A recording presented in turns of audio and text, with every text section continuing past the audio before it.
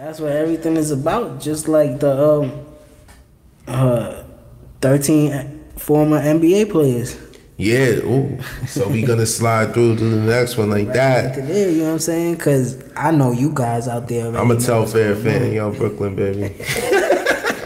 Bassy, I went to see him play a couple times. You know what I'm saying? Then Coney Island, he was nice, but they basically did the PPP loan.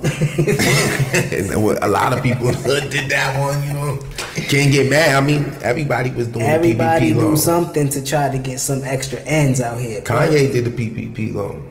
Let's keep it real. So the NBA players, former NBA players, did a fraud for the health insurance, plan that the NBA gives you. Yeah, they was marking up fake root canals and different dental bills and whatnot. That's crazy. So, how you feel about that? I mean, for me, when I started reading it and I looked into the situation, seeing what players was caught up in it, you know, there's some mentionable names, you know, that had Big Baby Davis, that had some, you know, promising career. There's only but so much, that money only lasts but for so long if it's not properly invested. I think this kind of just goes back to making sure that young athletes and young people coming into positions of wealth have the proper financial literacy and education that they should have so that they can avoid situations like this, because this to me sounds like a situation where people might be living outside of their means. Yeah, so like or trying to maintain a certain lifestyle that they used to. Living that life.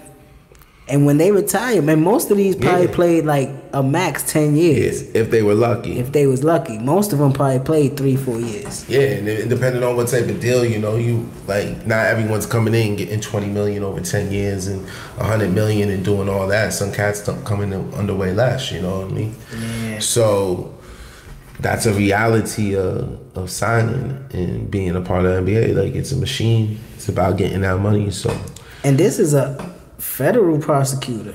This is FBI. There's a level of criminal to it. You know, I was reading about it. They ain't all innocent. It's $4 million. I'm not like saying they're right for doing it. I'm just looking at the possibilities of why someone would do something like that. Yeah, you know, what's the motivation behind it? Yeah, you know, there's only a few answers that you're gonna be able to come up with, because you can't rationalize irrational shit. That's a fact, because I could pinpoint plenty of times in my life where I thought of doing some scam shit. You know what I mean? Scam shit to get some extra ends. Like, get some money. Moms couldn't get the groceries this month. Like, you gotta do what you gotta do, and that's a part of the struggle. I think, you know, you're looking at a bunch of brown players. You know, there's a bunch of black and brown players coming from certain communities, and you see that situation way too common, way too often. You know, and it's fascinating that you can get to the top and still end up in that situation, in that predicament, right? In that predicament. But then that also falls to like financial literacy, where we not learning that as young men, you know what I mean? Because then one day we wake up and after the draft and we got $10 million in our account. Oh, what I'm gonna do with that? I'm getting moms, grandmoms, auntie a crib. I gotta get my cars, my jewels, you know what I'm saying? And then everybody else, agents and shit that you gotta pay. Yeah. Uncle Sam that you don't know shit about. Cause you was an athlete your whole life, you never worked a 9 to 5, so you don't know shit about Uncle Sam. Then you sitting there with $2 million, and you like, yo, what the? I'm supposed to deal with this till next. You know what I mean? So it's just an interesting situation, because you know, I have conversations with someone close to me all the time, and we discuss the whole. There's a difference. Like, they're a lawyer, and no one else in their family was a lawyer before them. But you go to law school and there's people that come from lawyer families. So like, their family understands the system of how they're gonna move from high school to college and to law school, which law firms to work at, who to talk to, like who's the contacts in that industry. And that's really kind of like, it goes down to the same thing, the same way you see certain people that are doctors, they come from families normally of doctors and people who do that line of work. It's a very fine-tuned community, just like the music industry. A lot of people who come from parents that are in entertainment almost end up in entertainment themselves, and so on and so forth. Doc Rivers' son plays in the NBA. Yeah.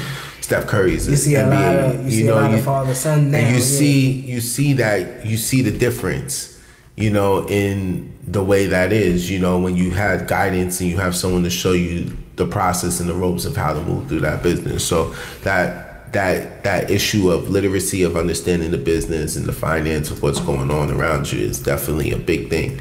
And it transcends to all things. It's not just in in sports, it's just across the board. So it shows that it's an issue that needs to continuously be addressed. I'm not sure when we're gonna get to a resolve on it. Yeah. It's well known by now. By now it's well known. So it's up to you. You gotta put it on yourself. Yeah.